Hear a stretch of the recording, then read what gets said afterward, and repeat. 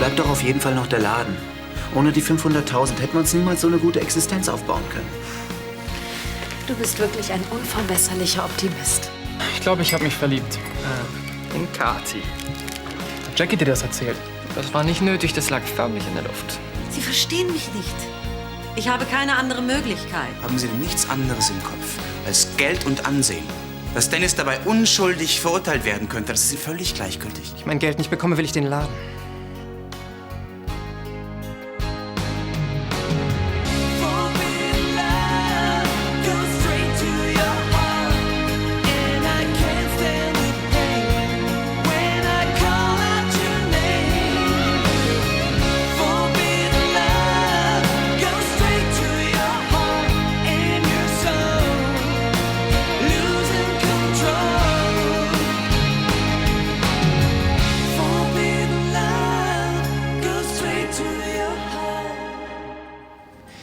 Du willst den Laden? Oder die 400.000. Ihr habt die Wahl. Gero, das kannst du nicht machen. Wir können auch nichts dafür, dass dieser Herr Grollmann alles ausgegeben hat. Komm, ich zeig dir mal was.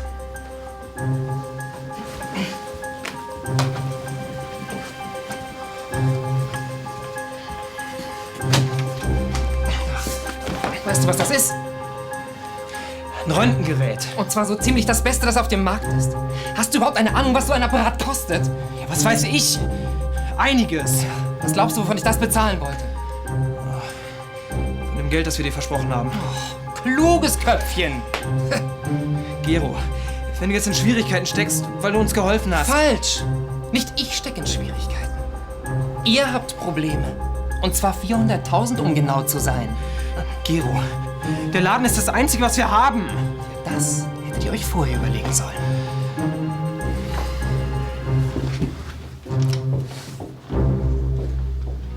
Willst du abheben? Ich vertraue dir. Na gut. Der Stern. Oh, lass mich raten. Ich werde Astronaut. Ja, oder besser noch... Darf ich jetzt auch mal was sagen? Danke. Also, der Stern besagt, dass lang ersehnte Träume endlich in Erfüllung gehen können. Cool, und sonst? Wie, reicht das dir nicht? Naja, muss ich noch irgendetwas tun. Opfer bringen oder so. Halte einfach an deinen Zielen fest. Aber verlier dabei nie den Spaß. Okay? Gut. Hey, warte mal. Ist das alles? Was willst du denn noch wissen? Naja, wegen Frauen und so. Ich meine, sagt der Stern auch etwas aus. Beziehungsmäßig eben. Die guten Zukunftschancen können auf vieles zutreffen. Auch auf Beziehungen. Komm. Hey, sind wir unter die Esoteriker gegangen? Ja, vielleicht. Dann gib doch mal deine Hand her. Lass mich sehen. Ich sehe... Öl unter deinen Fingernägeln. Nein, bleib mal hier. Voila. Was ist das denn? Rauschendes Fest? Lass mich raten, du hast bald Geburtstag. Das ist wirklich kein Geheimnis. Ist sie hier oder zu Hause? Ich weiß noch nicht, vielleicht mache ich auch einfach nichts. Mir fehlt ja nur noch, dass du deinen Geburtstag vor der Glotze verbringst. Ich habe da schon eine bessere Idee.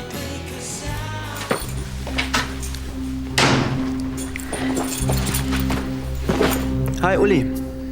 Heino will den Laden mieten für ein romantisches Dinner. Dann informier am besten gleich mal den neuen Eigentümer. Was ist denn passiert? Gero will den Laden. Was? Der spinnt ja wohl. Ich habe euch gleich gesagt, wir sollen uns auf diesen Deal nicht einlassen. Aber auf mich hört ja keiner. Jetzt beruhig dich mal. Ich will mich nicht beruhigen, ich will den Laden behalten. Aber was können wir denn dafür, dass die Erbschaft eine Pleite war? Gero sagte, er kann auch nichts dafür. Er hat sich ein super modernes Röntgengerät für seine neue Praxis angeschafft. Und jetzt will er natürlich die versprochene Kohle sehen. Wenn Gero Geld ausgibt, das er noch nicht hat, das ist doch sein Problem. Nick, Gero besteht drauf. Soll er doch. Er hat nichts schriftlich und deshalb schulden wir ihm auch nichts, oder?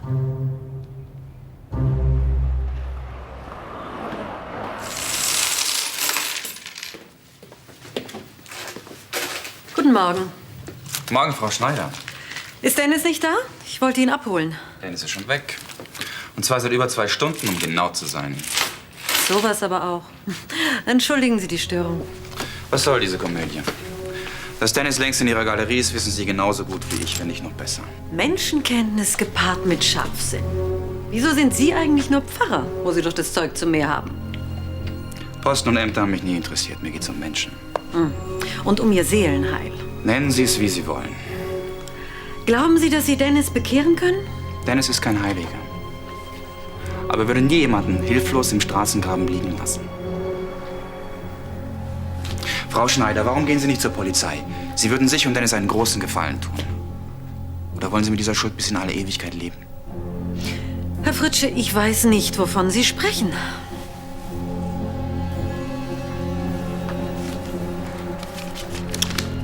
Hier, für die Armen, Bedürftigen und ihre Schäfchen. Frau Schneider, wenn Sie etwas spenden wollen, dann werfen Sie es draußen in den Opferstock. Ich hoffe, Sie sind auch so korrekt, wenn es um das Beichtgeheimnis geht.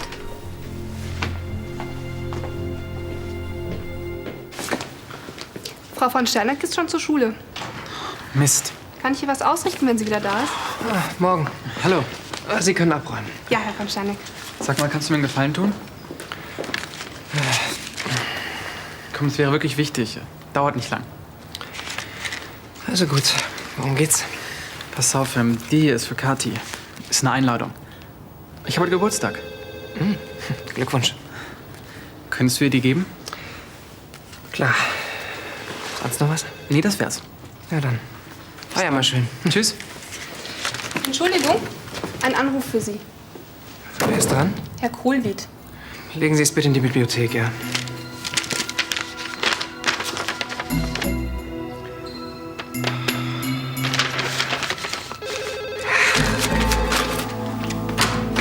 Dennis, lassen Sie sich Zeit bei der Suche. Nicht, dass Sie das erstbeste Angebot annehmen.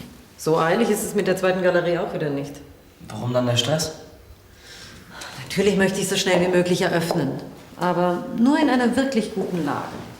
Sie können sich auf mich verlassen. Ich besorge Ihnen Räume, in denen Sie sich vor Kunden nicht mehr retten können. Aha, darüber freut sich mein Bankkonto. Meins auch. Hört sich so an, als hätten Sie was Größeres vor. Sobald ich die Kohle zusammen habe, gehe ich zu einem Privatdetektiv. Es wird auch gelacht, wenn ich nicht beweisen könnte, dass ich unschuldig bin. Aber noch ist es leider nicht so weit. Der Makler wartet. Sie entschuldigen mich. Natürlich.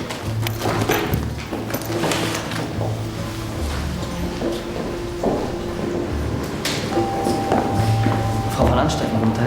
Guten Tag.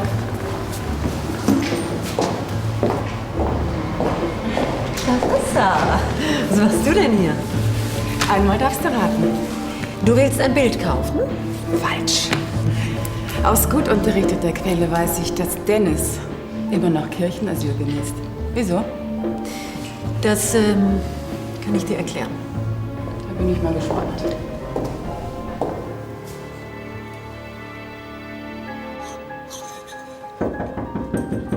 Wir haben noch... Sekunde.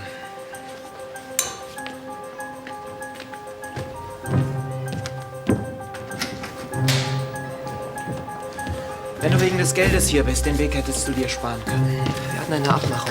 Die sich in dem Moment erledigt hat, als klar war, dass es kein Erbe gibt. Aber das hat ja alles Uli schon gestern erklärt. Und ich habe ihm erklärt, dass ich das Geld bereits ausgegeben habe. Entschuldige, das tut mir leid, aber das ist dein Problem. So haben wir nicht gewettet. Oder glaubst du, ich hätte das alles hier gekauft, wenn ich gewusst hätte, dass aus unserer Abmachung nichts wird? Vermutlich nicht.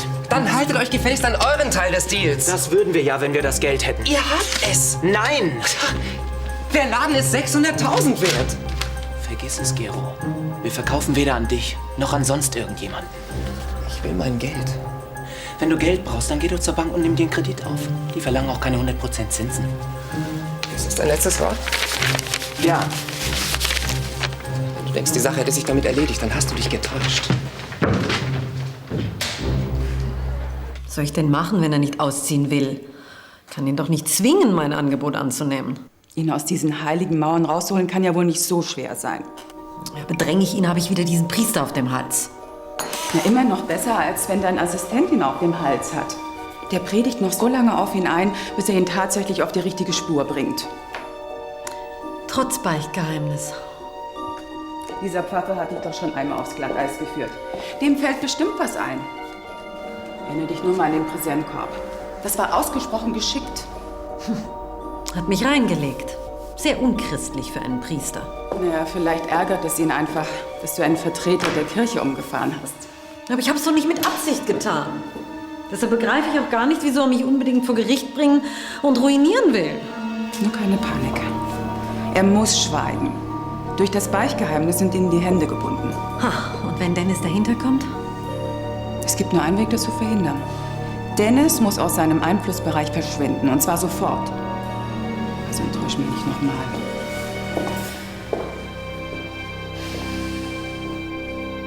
Hey, was ist los? Sieht so ein Millionär aus? Hier, zur Feier des Tages. Das Beste aus Love Radio, selbst gebrannt. Damit ihr mich nicht vergesst, wenn ihr mit eurer Yacht über die Weltmeere gondelt.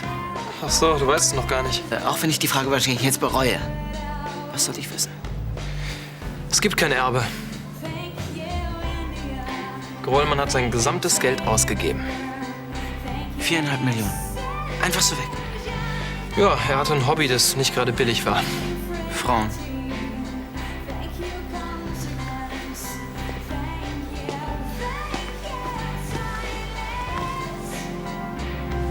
Tut mir leid, Frank. Ich dachte, du wüsstest es schon. Naja, warum sollte auch einmal was klappen? Wenn es einer verdient hätte, dann wirklich du. Es war eine total geniale Idee, den Sender aufzuziehen. Und ich denke, Ramon hätte es gefallen, wie du was aus dir gemacht hast. Und deshalb werde ich auch alles versuchen, damit es doch noch funktioniert. Ja, mit ein bisschen Geld wäre es aber einfacher gewesen.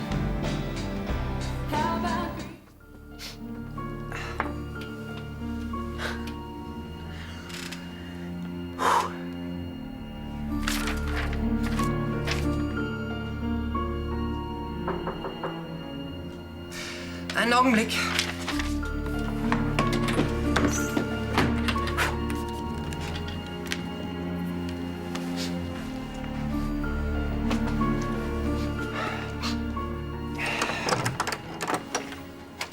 Ja, jetzt? Schon gut, Sie können gehen. Kommen Sie bitte. Danke. Bitte sehr.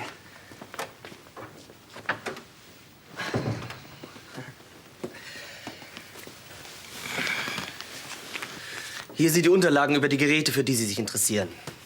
Und die Rechnung. Und beides können Sie gleich wieder einpacken.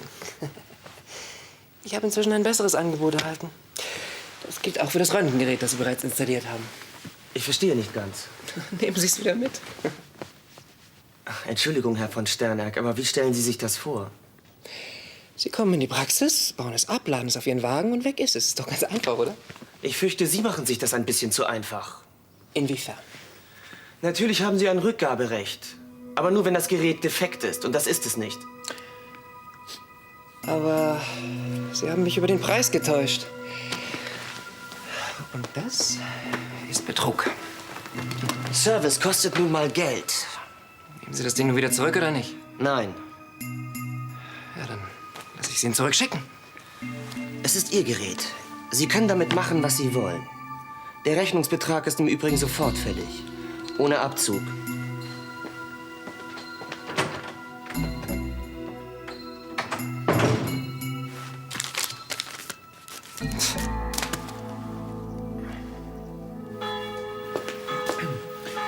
Eltern und Kind schon in Sicht? Nein. Sag mal, müsst ihr eigentlich immer so einen Krach machen? Kirchenglocken sind kein Lärm. Das sagt sogar die weltliche Gerichtsbarke. Wie sehr die daneben liegen kann, siehst du an mir. Hältst du weiter Ausschau und sagst dann Bescheid? Ja. Gibt es eine neue Entwicklung oder was führt dich hierher? Ich bin mit Frau Schneider verabredet. Entschuldige, Dennis, aber die Sakristei ist kein Büro. Frau Schneider hat in der Gegend zu tun. Ich muss was mit ihr besprechen, wegen der zweiten Galerie. Warum kümmert sie sich eigentlich nicht selbst darum? Es geht doch um eine Menge Geld dabei. Glaubst du, ich habe das nicht drauf, oder was? Ich finde es einfach nur eigenartig. Nicht eigenartiger als deine Fragen. Also worauf willst du hinaus? Ach, ich wusste gar nicht, dass Glocken so laut sein können. Wir können die Messe ja demnächst mit einer Triangel eröffnen. Beantwortest du mir jetzt meine Frage oder nicht? Die sind da. Die Taufe beginnt. Um was ging's denn? Nicht so wichtig. Hier, was ich Ihnen zeigen wollte. Müssen wir das unbedingt hier besprechen? Wir können auch ins Pfarrhaus gehen. Kirche im Allgemeinen ist nicht so mein Fall. Meine auch nicht. Wieso wohnen Sie dann in einem Pfarrhaus, wo Sie ebenso gut eine eigene Wohnung haben könnten? Jemand da? Hier sind wir. Oh, den habe ich völlig vergessen.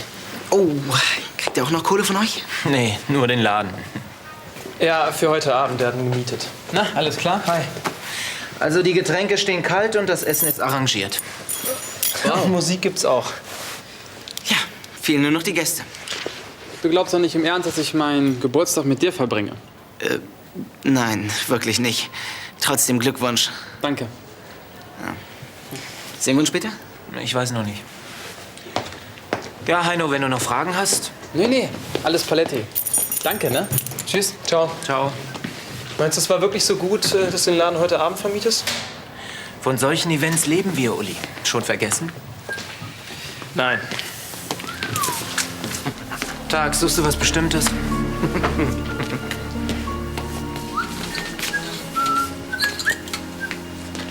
Hey.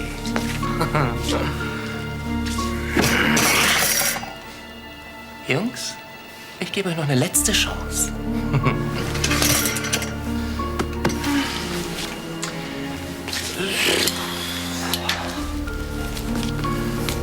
Geld oder Laden? Weder das eine noch das andere.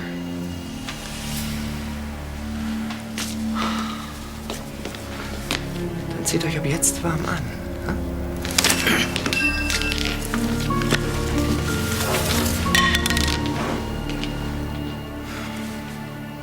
Das hier scheint mir bis jetzt am geeignetsten zu sein. Mhm. Und wo liegen die Objekte, die Sie sich gleich anschauen wollen? Hier, hier und da. Ja, da wäre es doch ganz ideal, wenn Sie in die Wohnung unter mir einziehen. Jedes der in Frage kommenden Objekte liegt nur wenige Minuten davon entfernt. Dennis, Sie müssen nur Ja sagen und wir wohnen im gleichen Haus. Ja, aber mir gefällt es bald, Tillmann. Kümmerst du dich bitte um die Altarkerzen? Geht klar. Wie ich sehe, haben Sie inzwischen in der zweiten Niederlassung Ihre Galerie eröffnet. Wir haben nur was besprochen. Muss das unbedingt hier sein? Als ob die Kirche keine Geschäfte macht. Das ist was ganz anderes. Also, darf ich bitten? Tillmann, jetzt reg dich wieder ab. Das ist immer noch meine Kirche hier. Ein Ort der Zuflucht und der Vergebung der Sünden. Ich vergebe Ihnen Ihren Ton. Dennis, wir sehen uns. Sag mal, spinnst du? So kannst du doch nicht mit meiner Chefin umspringen. Merkst du den gar nicht? Doch, du drehst langsam durch. Frau Schneider! Was? Jetzt sag endlich, was du gegen sie hast. Die Beichte fängt gleich an.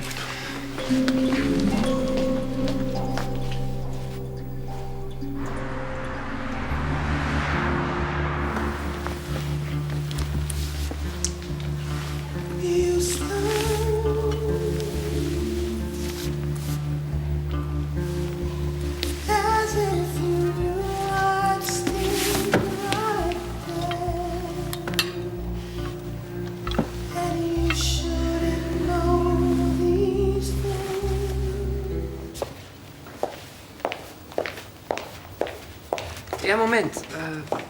Moment. 3.000 und dann Neupreis? Ich habe das Ding nie benutzt. Ja, gut.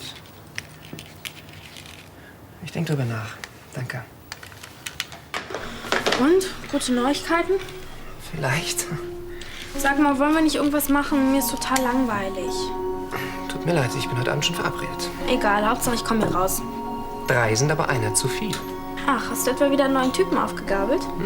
Sobald ich Genaueres weiß, erfährst du es als Erste. Super, ich kann hier versauern. Geh doch ins Kino oder guck fern.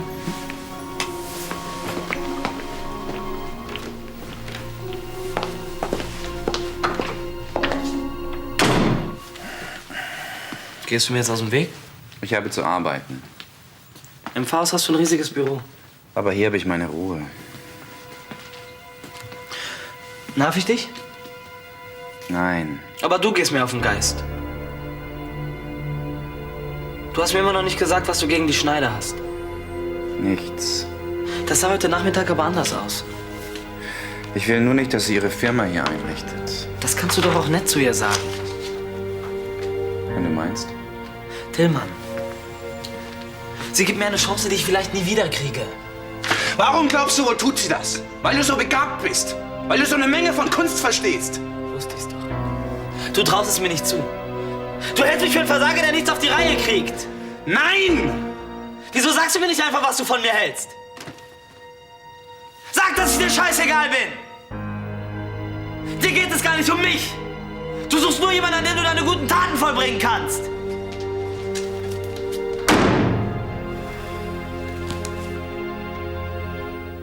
Gero als Django? Das passt gar nicht zu ihm. Tja, Menschen verändern sich. Also mir macht er keine Angst. Was könnte Gero denn konkret gegen euch unternehmen? Überhaupt nichts. Wir haben keine schriftliche Vereinbarung.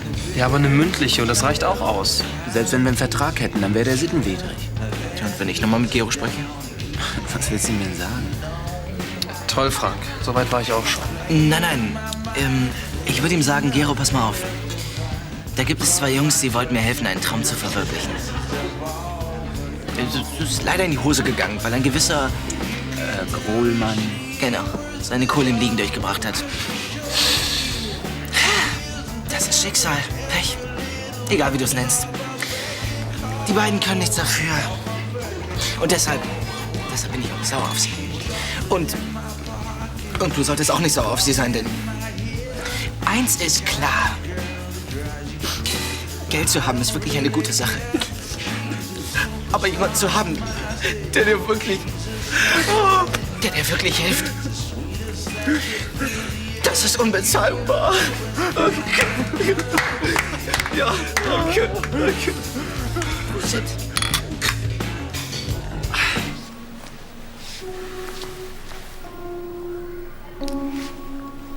Ja, hallo, Hanno Toppe hier. Ist Kathi da?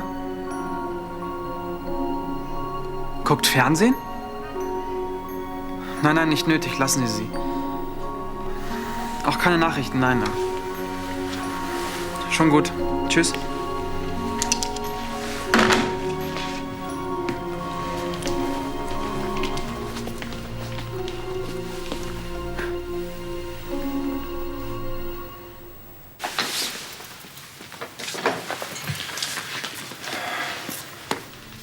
Bringst du deine Klamotten zur Reinigung?